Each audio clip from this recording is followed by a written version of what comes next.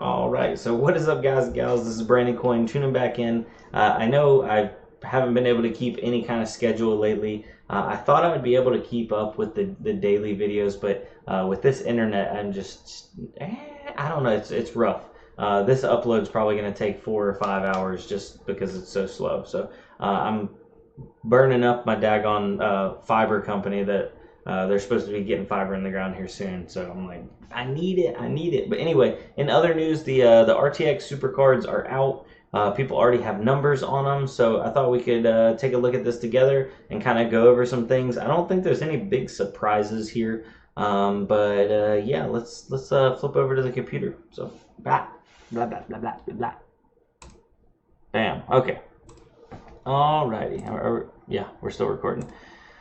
Alright, so this is courtesy of cryptoage.com. I'll put this link down below in the description. They got some numbers here. Obviously, guys, it's you know, there's always some room for error here, but basically the things I was interested in is RTX 2060 on ETH hash is 25 to 30. The 2060 Super, it does 42 mega hash, almost identical, or actually is identical to the 2070.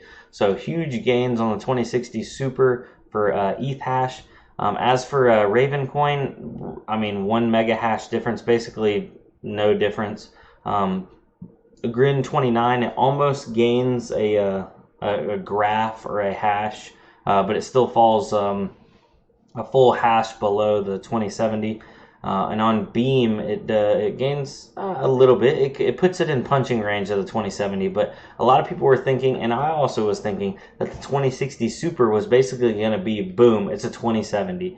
But on the surface, yes, but no. It's still going to be slower than a 2070. So used 2070 prices and also discounted 2070s are probably going to be good to pick up because 2070s are going to be discontinued. 2060s are not. 2060s and 2060 Supers are going to be a part of the current lineup, but Nvidia has announced that the 2070s are going to be gone. They are permanently replaced with the 2070 Super.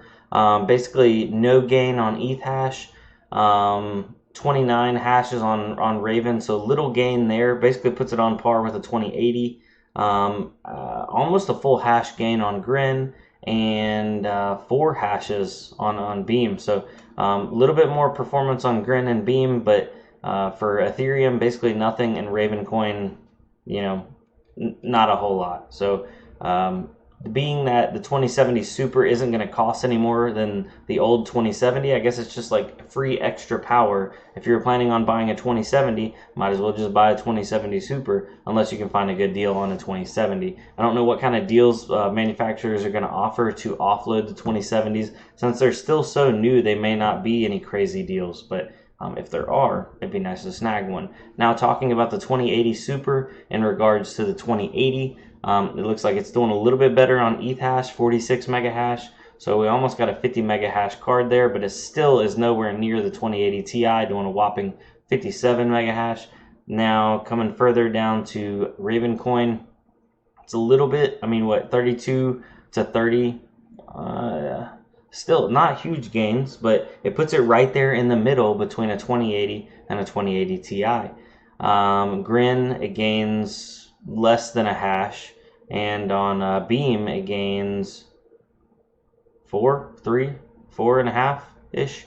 So, I mean, it's kind of like if you're buying a 2080 and you can't find a good deal on a 2080, I guess just buy a 2080 Super, because they are getting rid of the 2080 and the 2080 Super is replacing it at the same price point. So that's what's kind of interesting. The 2060 Super is coming in at a higher price point, but the 2070 Super and the 2080 Super is coming in at the same MSRP as its brother, the 2070 and the 2080 non-supers. So be that as it may, hopefully over the next couple months, we'll see some people trying to offload these cards. Yeah, it's actually got the MSRP. So 2070, $499, 2070 Super, $499 also. Maybe we'll see some of these cards drop down to like 350, 300 bucks, and some of these 2080s in that like 500 range. That'd probably make it a worthwhile buy. But I guess it just goes to show you that they really had to bump these cards up to make it justifiable for the price, because these are some expensive cards, and people weren't buying them.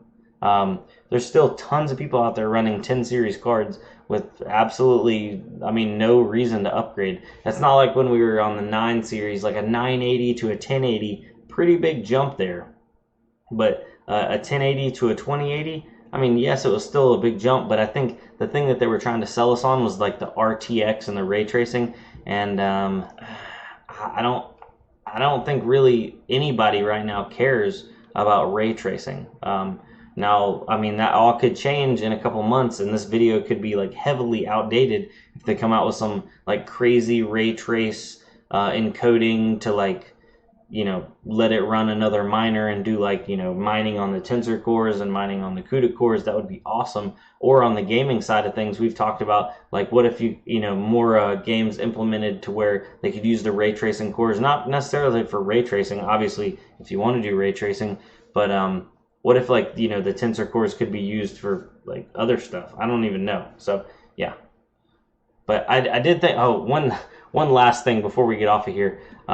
I thought it was cool that the GPU boost on the 2080S is 1650, just because like that's one of the other cards, and I don't know, I'm a numbers guy, so when I see like repeating numbers, I always think it's funny. But yeah, so let me we'll flip back over here and we can talk for a second. But that was pretty much everything that I wanted to talk about today, as with the new cards. So comment down below, let me know, are you going to run out and buy any of the super cards? The card that I want to get my hands on first is going to be a 2060 Super. I think that's going to take the cake for like the mid-range card. Like a 2060 is just going to be like here to stay, in my opinion. Unless they come out with like like a GTX, like a 1670. I don't know. There's so many things that Nvidia could do. Like, nobody saw this super thing coming. Like, I didn't see it coming. I thought maybe they were going to come out with like a 2060 Ti or a 2070 Ti, but like the super thing, who makes these names? Nvidia, if you need some help making some names, let me know. I can come out there. We can come up with something.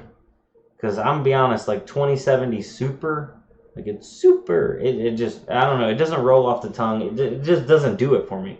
But will I still get one? Probably.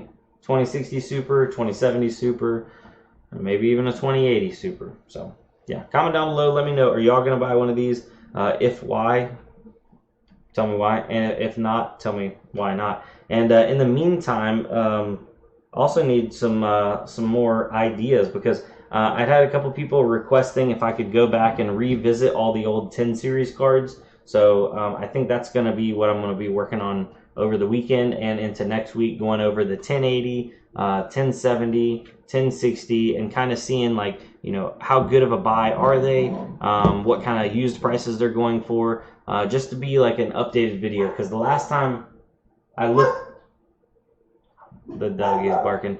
The last time I looked into 10 series cards realistically for a video, it's been what, over a year ago. So yeah, and maybe we can get back to showing you guys what these cards are actually doing. So thank you for watching. This is Brandon on Brandoncoin. I'll see you on the next one. Adios.